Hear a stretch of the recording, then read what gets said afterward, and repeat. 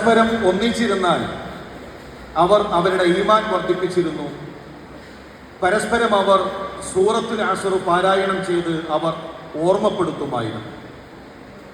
അതുകൊണ്ട് തന്നെ ഇതുപോലെയുള്ള സദസ്സുകളിൽ നമുക്ക് പരസ്പരം ഓർമ്മപ്പെടുത്തേണ്ട വിഷയങ്ങൾ അത് ഓർമ്മപ്പെടുത്തുക എന്നതിൻ്റെ ഭാഗമായിട്ടാണ് ഒരല്പനേരം ഇതുപോലെ ഒരു സംസാരം നിർവഹിക്കുന്നത്. ഷഅബാനിലേക്ക് നമ്മൾ പ്രവേശിച്ചു. മഹാനായ ഉസാമത്ത് ബിൻ സയ്യിദ് റളിയല്ലാഹു തആല അൻഹു അല്ലാഹുവിൻ്റെ റസൂൽ സല്ലല്ലാഹു അലൈഹി വസല്ലം തങ്ങളോട് ചോദിക്കുന്നുണ്ട്, റസൂലേ, മറ്റു മാസങ്ങളേക്കാൾ ഷഅബാനിൽ അങ്ങ് നോമ്പ് നോൽക്കുന്നുണ്ടല്ലോ, ഷഅബാന് പോലെ മറ്റു മാസങ്ങളിൽ നോമ്പ് നോൽക്കുന്നത് കാണാറില്ലല്ലോ. രണ്ട് കാരണങ്ങളാണ് റസൂലുള്ളാഹി സ്വല്ലല്ലാഹു അലൈഹി വസല്ലം തങ്ങൾ അവിടെ ഓർമ്മപ്പെടുത്തുന്നത്. ഷഅബാനിനെ പ്രത്യേകം പരിഗണിക്കാൻ, ഷഅബാനിൽ ധാരാളമായി നോമ്പ് നോൽക്കാൻ റസൂലുള്ളാഹി സ്വല്ലല്ലാഹു അലൈഹി വസല്ലം തങ്ങൾ പറഞ്ഞ രണ്ട് കാരണം. ഒന്ന്, ജനങ്ങൾ ഗഫലത്തിലാകുന്ന, അശ്രദ്ധയിലാകുന്ന ഒരു മാസമാണത്. റജബിൻ്റെയും റമദാനിൻ്റെയും ഇടയിൽ. റജബ് പവിത്രമാക്കപ്പെട്ട മാസമാണ്, റമദാനിന്റെ ഫളിൽ നമുക്കറിയാം. എന്നാൽ അതിനിടയിൽ ഷഅബാൻ, ആ ഷഅബാൻ ആളുകൾ വിസ്മരിച്ചു പോകും. പൊതുവെ ആളുകളുടെ ഒരു ധാരണ, ഇനി റമദാൻ 1 മുതൽ ഞാൻ ഖുർആൻ ഓതി തുടങ്ങും, റമദാൻ 1 മുതൽ ഞാൻ മാറും, റമദാൻ 1 മുതൽ ഒരുപാട് അമലുകൾ ചെയ്യും. അപ്പൊ ഷഅബാനിൽ നമ്മൾ മരിക്കില്ല, ഷഅബാനിൽ ആരും മരണപ്പെടില്ല എന്നെന്തോ ഒരു ഉറപ്പ് നമുക്കൊക്കെ നൽകിയതുപോലെയാണ് ആളുകളുടെ ധാരണ. ജനങ്ങൾ ഗഫലത്തിലേക്ക് പോകുന്ന ഈ സമയം ധാരാളം സുന്നത്ത് അനുഷ്ഠിക്കാൻ റസൂലുള്ളാഹി ഇഷ്ടപ്പെട്ടു.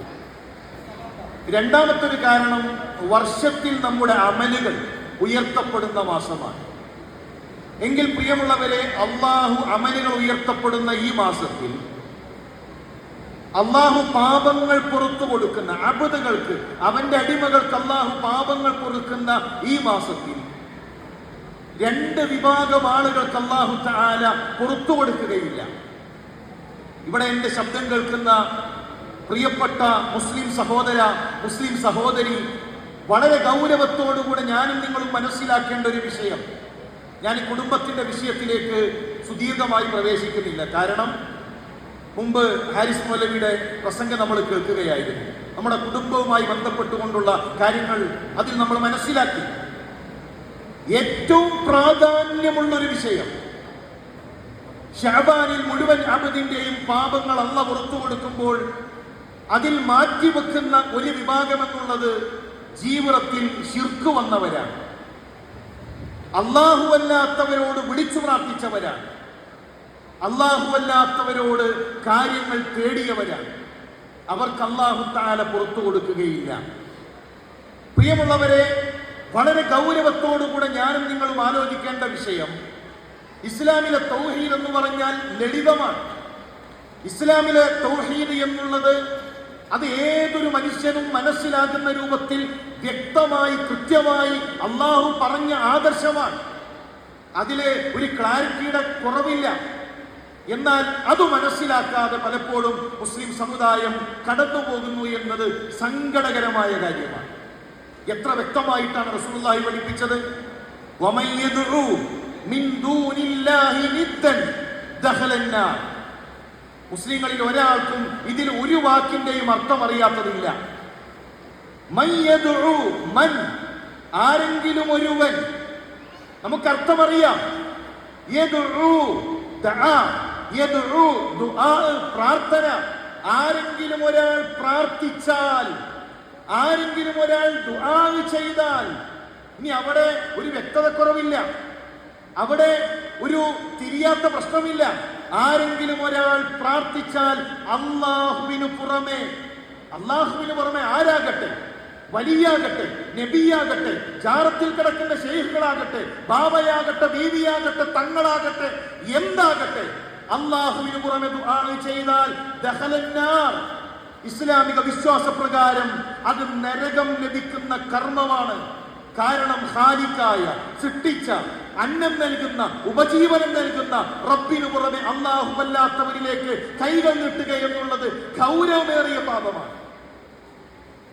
ഇതെന്തുകൊണ്ടാണ് നമ്മൾ മനസ്സിലാക്കാത്തത്? പരിശുദ്ധ ഖുർആനിലെ ഏറ്റവും മഹത്തരമായ പ്രാർത്ഥന ഏതാണ്? യൂനുസ് നബി അലൈഹിസ്സലാമിന്റെ പ്രാർത്ഥനയാണ്. മത്സ്യത്തിന്റെ വയറ്റിൽ നിന്ന് യൂനുസ് നബി അലൈഹിസ്സലാം തേടുന്ന പ്രാർത്ഥന. ചെറിയ പ്രായം മുതൽ, മദ്രസ മുതൽ നമ്മൾ ആ ചരിത്രം കേട്ടതല്ലേ? എന്താ യൂനുസ് നബി അലൈഹിസ്സലാം പ്രാർത്ഥിച്ചത്? മത്സ്യത്തിന്റെ വയറ്റിൽ കിടക്കുമ്പോൾ, കടലിന്റെ അടിത്തട്ടിൽ കിടക്കുമ്പോൾ, ലാ ഇലാഹ ഇല്ലാ അൻത സുബ്ഹാനക ഇന്നി കുന്തു മിനൽ ളാലിമീൻ. നമ്മുടെ ഭാഷയിൽ പറഞ്ഞാൽ എന്തെങ്കിലും ഒരു പ്രാർത്ഥന അതിലുണ്ടോ? പടച്ചോനെ രക്ഷപ്പെടുത്തണേ, പടച്ചോനെ കരകയറ്റണേ, എന്നെ കഴിച്ചിലാക്കണേ, അങ്ങനെ ഒരു വിളിയും അതിലില്ലല്ലോ. അതിലൊറ്റ വിളിയേ ഉള്ളൂ, ലാ ഇലാഹ ഇല്ലാ അൻത. ആ മത്സ്യത്തിന്റെ വയറ്റിൽ നിന്ന് യൂനുസ് നബി അലൈഹിസ്സലാം പറയുന്നു, പടച്ചോനെ എനിക്ക് ഇബാദത്ത് ചെയ്യാൻ നീയല്ലാതെ മറ്റൊരാളില്ല, എനിക്ക് പ്രാർത്ഥിക്കാൻ നീയല്ലാതെ മറ്റൊരാളില്ല. നിങ്ങൾ ആ പ്രാർത്ഥന ചിന്തിച്ചിട്ടുണ്ടോ? ഈ ഒരു പ്രാർത്ഥനയെ കുറിച്ച് ചിന്തിച്ച ഒരു മുസ്ലിം സഹോദരൻ അല്ലാഹു അല്ലാത്തവരിലേക്ക് കൈകൾ നീട്ടില്ല. ഒരു ജാറത്തിലോ, ഒരു ചരടിലോ, ഒരു ഏലസിലോ, ഒരു തകിടിലോ അവൻ അഭയം തേടില്ല.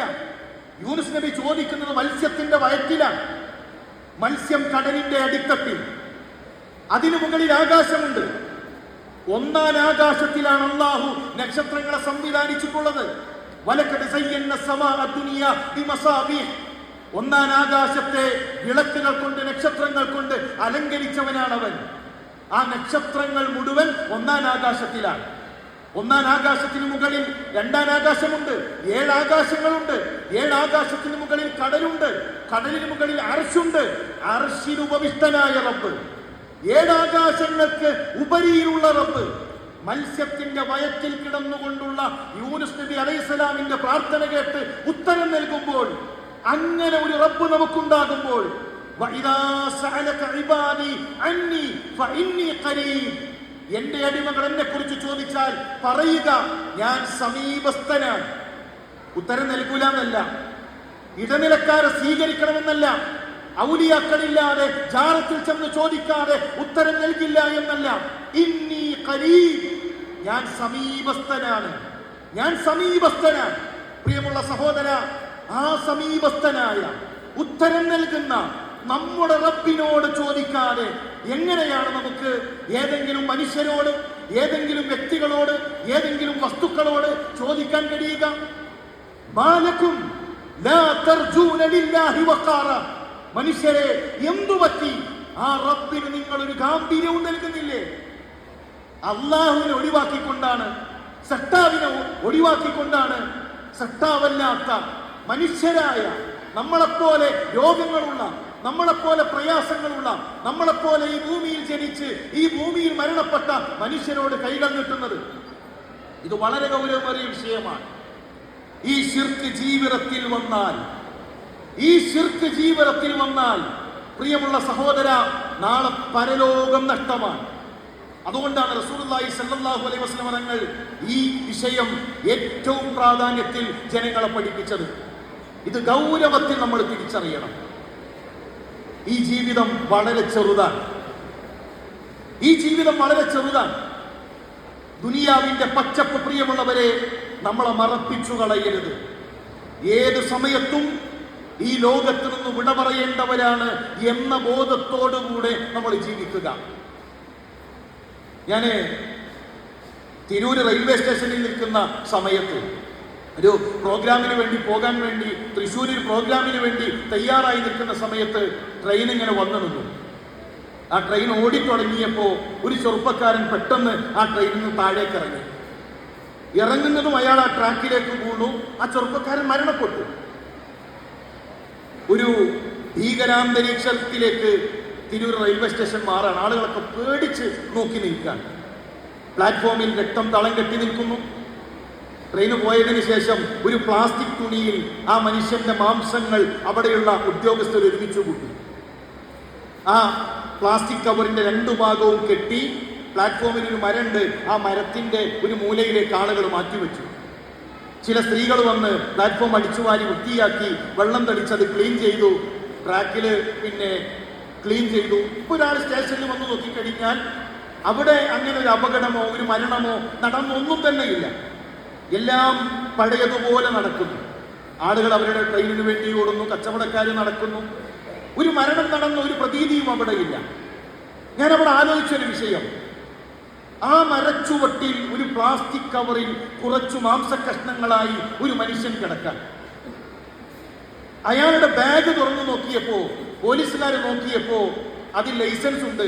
നിലമ്പൂരുള്ള ഒരു വ്യക്തിയാണ്. തിരൂരിൽ നിന്ന് ബസ് ഇറങ്ങി, ഇനി അടുത്ത ബസ് കയറി മഞ്ചേരി ഇറങ്ങി, മഞ്ചേരിയിൽ നിന്ന് അടുത്ത ബസ് കയറി നിലമ്പൂരെത്തണം. ഒരു 8:30 വീട്ടിലേക്ക് എത്താം എന്നതാണ് അയാളുടെ ആഗ്രഹം.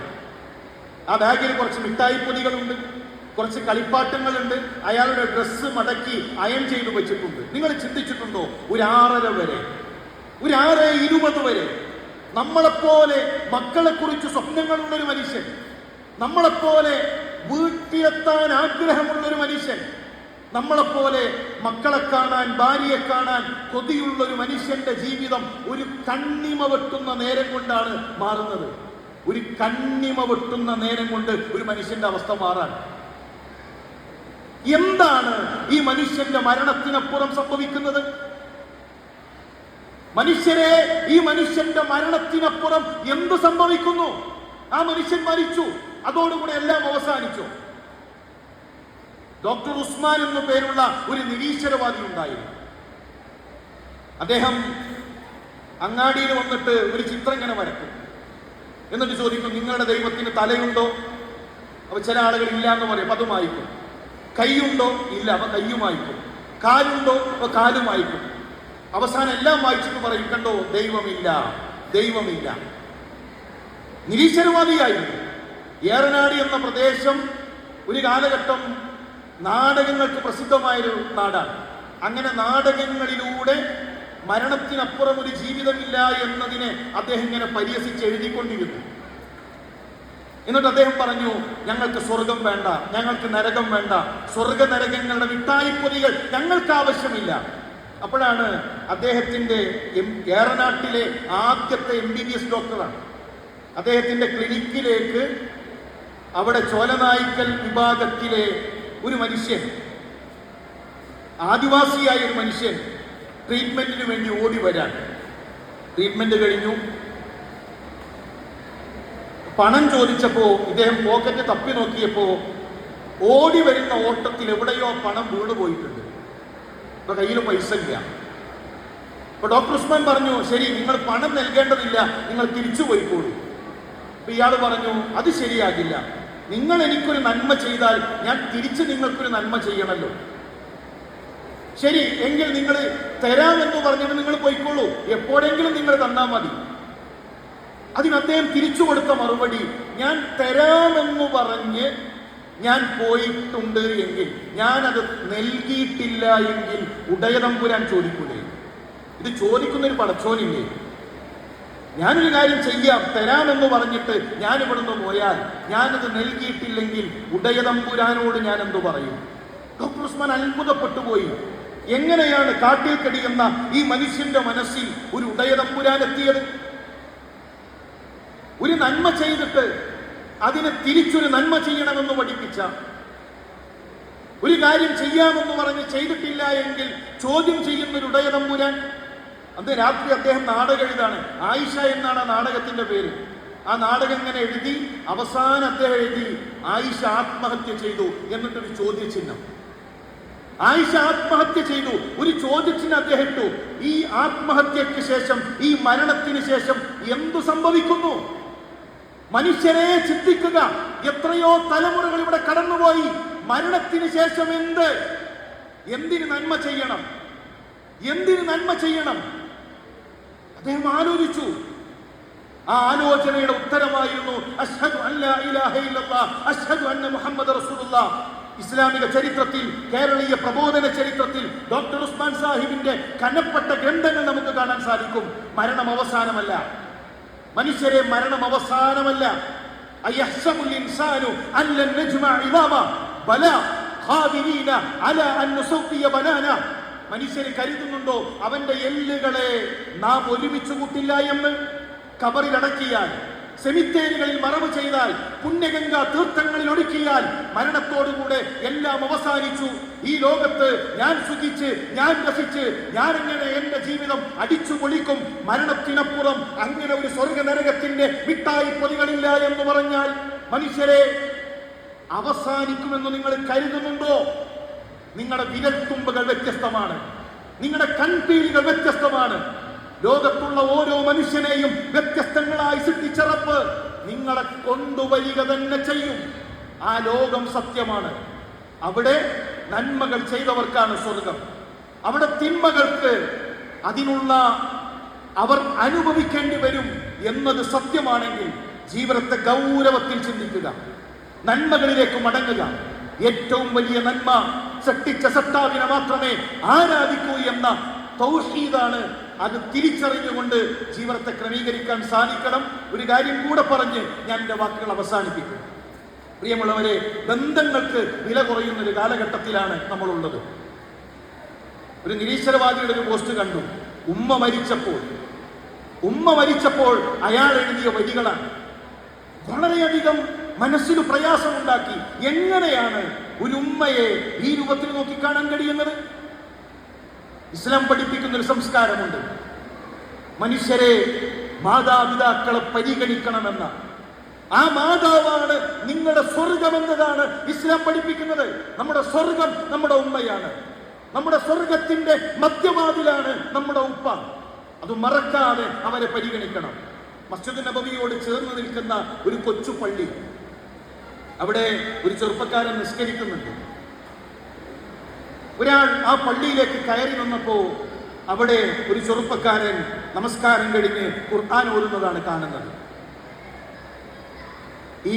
ഇയാള് പള്ളിയിൽ കയറിയപ്പോ ചെറുപ്പക്കാരൻ ചോദിച്ചു, നിങ്ങൾ നിസ്കരിച്ചോ? ഇല്ല, ഞാൻ നിസ്കരിച്ചിട്ടില്ല. ശരി, നമുക്ക് ഒന്നിച്ചു നമസ്കരിക്കാം, ഒരു ജമാഅത്ത് നമസ്കാരം നമുക്ക് നിർവഹിക്കാം. അങ്ങനെ ഒരു ജമാഅത്ത് നമസ്കാരം അവിടെ നടക്കാൻ പോവാൻ. അപ്പൊ ആ ചെറുപ്പക്കാരൻ മദിനിലേക്ക് നോക്കിയിട്ട് പറയാണ്, അബിശ്ശിർ സ്വലാത്തുൽ ജമാഅ, സന്തോഷിക്കുക, ഇതാ ഒരു ജമാഅത്ത് നമസ്കാരം നടക്കാൻ പോകുന്നു. ഈ നിസ്കരിക്കാൻ നിൽക്കുന്ന ആൾ അത്ഭുതപ്പെട്ടു. ആരോടാണ് ഇയാൾ സംസാരിക്കുന്നത്? ഇവിടെ വേറെ ആരും ഇല്ലല്ലോ, ആരോടാണ് സംസാരിക്കുന്നത്? സലാം വീട്ടിയ ഉടനെ ഈ ചെറുപ്പക്കാരൻ പിന്നെ ഖുർആൻ ഓതിയിരുന്ന ആ മനുഷ്യനോട് ചോദിച്ചു, നിങ്ങൾ ആരോടാണ് സംസാരിച്ചത്? അയാളുടെ മറുപടി, ഞാൻ ഈ കല്ലുകളോടാണ് സംസാരിച്ചത്. നിങ്ങൾ ചിരിക്കണ്ട, ഞാൻ കല്ലുകളോടാണ് സംസാരിച്ചത്. കാരണം അറിയുമോ? ഇന്നിവിടെ ജമാഅത്ത് നമസ്കാരങ്ങളില്ല, ഇന്ന് ഈ പള്ളിയിൽ ഖുർആൻ പാരായണമില്ല. ഒരു കാലഘട്ടത്തിൽ ഖുർആൻ പാരായണം ഉണ്ടായിരുന്നു. പുതിയ പള്ളികൾ വന്നു, ആളുകൾ അവിടെയാണ്. പള്ളിയിൽ ജമാഅത്ത് നമസ്കരിച്ച് ഞാൻ ഈ പള്ളിയിൽ വന്ന് നിൽക്കും. എന്തിനാണെന്ന് അറിയുമോ? ആരെങ്കിലും വരുമ്പോൾ ഞാൻ അവരോട് പറയും, നമുക്കൊന്നിച്ച് ജമാഅത്ത് നമസ്കരിക്കാം. ഒരു ദിവസം ഒരു ജുസ്എങ്കിലും ഞാൻ ഖുർആൻ പാരായണം ചെയ്യും. ആരാരുമില്ലാത്ത ഈ പള്ളിയിൽ ഖുർആൻ ഓതാൻ, നമസ്കരിക്കാൻ എനിക്കൊറ്റ കാരണമേ ഉള്ളൂ. നിങ്ങൾക്കറിയുമോ? എൻ്റെ ഉമ്മ ഖബറിൽ ഒറ്റക്കാണ്. എൻ്റെ ഉമ്മ ഖബറിൽ ഒറ്റക്കാണ്. ഞാൻ ഖുർആൻ ഓതി, ഞാൻ നമസ്കരിച്ചുകൊണ്ട് ഞാൻ എൻ്റെ റബ്ബിനോട് പ്രാർത്ഥിക്കും, പടച്ചോനെ, ആരാരുമില്ലാത്ത ഈ പള്ളിയിൽ ഞാൻ ഖുർആൻ ഓതിയത്, ഞാൻ നമസ്കരിച്ചത്, റബ്ബേ, എൻ്റെ ഉമ്മ ഖബറിലാണ്. ആ ഉമ്മാക്ക് സ്വർഗത്തിന്റെ കാഴ്ചകൾ കാണിക്കണമേ, ഈ നന്മകൾ എൻ്റെ ഉമ്മാക്ക് കാരണമാക്കണമേ എന്ന് പ്രാർത്ഥിക്കുന്നു എന്ന് പറയുമ്പോൾ, പ്രിയമുള്ളവരെ, ആ ഉമ്മ നൽകിയ തർബിയത്ത് എത്രയായിരിക്കും? നമ്മൾ നമ്മുടെ മക്കൾക്ക് ശരിയായ തർബിയത്ത് നൽകുക. പ്ലേ സ്റ്റോറിൽ പീസ് റേഡിയോ എന്ന് നമ്മൾ ഒന്ന് ടൈപ്പ് ചെയ്ത് കഴിഞ്ഞാൽ നമുക്ക് 24 മണിക്കൂറും ദീന് പഠിക്കാനുള്ള സംവിധാനമുണ്ട്. പീസ് റേഡിയോ സംവിധാനങ്ങളിലൂടെ നമ്മുടെ വീട്ടിലിരുന്ന് നമുക്ക് ഖുർആൻ പഠിക്കാം. സഹോദരിമാരെ, നിങ്ങളുടെ ജോലി തിരക്കുകൾക്കിടയിൽ, സഹോദരന്മാരെ, നിങ്ങളുടെ ജോലി തിരക്കുകൾക്കിടയിൽ, നിങ്ങളുടെ അടുക്കളയിൽ, നിങ്ങളുടെ വീട്ടിൽ നിങ്ങൾക്ക് ഖുർആൻ കേൾക്കാൻ, ഖുർആൻ പഠിക്കാൻ, ദീനു പഠിക്കാൻ പീസ് റേഡിയോ സംവിധാനങ്ങളുണ്ട്, ജമീൽ ആപ്പ് സംവിധാനങ്ങളുണ്ട്, നമ്മുടെ നാട്ടിൽ QHL സംവിധാനങ്ങളുണ്ട്. ഇത് ഉപയോഗപ്പെടുത്തണേ എന്ന് പ്രത്യേകം ഓർമ്മപ്പെടുത്തുകയാണ്. ഇന്ന് വിവാഹിതരാകുന്ന ദമ്പതികൾക്ക് വേണ്ടി നമ്മൾ ആത്മാർത്ഥമായി പ്രാർത്ഥിക്കുക. അതാണ് അവർക്ക് നൽകാൻ കഴിയുന്ന ഏറ്റവും വലിയ സമ്മാനം. ബാറക്കല്ലാഹു ലക്കുമാ വബാറക അലൈക്കുമാ വജമഅ ബൈനക്കുമാ ഫീ ഖൈർ. ബറക്കത്തിനെ ചോദിക്കാൻ, ബറക്കത്ത് പടച്ചോനെ നൽകാൻ കഴിയുള്ളൂ. പടച്ചോനാണ് ബറക്കത്ത് നൽകുക. തബാറക്കല്ലദീ ബിയദിഹിൽ മുൽക്ക്. തൗഹീദ് ഉണ്ടെങ്കിലാണ് ബറക്കത്ത് ലഭിക്കുക. അതുകൊണ്ട് പ്രിയമുള്ളവരെ, ബറക്കത്തിന് വേണ്ടി നമ്മൾ ചോദിക്കുക. അല്ലാഹു എല്ലാ ഹൈറും എല്ലാ ബറക്കത്തും ഈ ദമ്പതികളുടെ ജീവിതത്തിൽ നൽകി അനുഗ്രഹിക്കുമാറാകട്ടെ. ഒരുപാട് ഹൈറുകൾക്ക് ഈ ഒരു ബന്ധം കാരണമാക്കി തീർക്കുമാറാകട്ടെ. ഈ രണ്ട് കുടുംബത്തിലെയും ഒരുപാട് കാരണവന്മാർ മരണപ്പെട്ടു പോയിട്ടുണ്ട്. അള്ളാഹു അവർക്കെല്ലാം സ്വർഗം നൽകി, എത്തിയിടം ഹൈറ് നൽകി അനുഗ്രഹിക്കുമാറാകട്ടെ. അള്ളാഹുവേ, ഞങ്ങളുടെ കൂട്ടത്തിൽ രോഗികളുണ്ട്, പ്രയാസപ്പെടുന്നവരുണ്ട്, അവർക്കെല്ലാം തുറവി നൽകി അനുഗ്രഹിക്കണമേ. ഞങ്ങളുടെ മാതാപിതാക്കൾക്ക് സ്വർഗം നൽകി അനുഗ്രഹിക്കണമേ റഹ്മാനെ. സാലിഹീങ്ങളായ മക്കൾക്ക്, ഈ ഉമ്മത്തിന് ഇമാമുകളാകുന്ന മക്കൾക്ക് ഈ ഒരു ബന്ധത്തെ കാരണമാക്കി തീർക്കണമേ. റബ്ബന തഖബ്ബൽ മിന്നാ ഇന്നക അൻത സമീഉൽ അലീം വതുബ് അലൈനാ ഇന്നക അൻത തവ്വാബുർ റഹീം. ആമീൻ ആമീൻ ബിറഹ്മതിക യാ അർഹമർ റഹീമീൻ.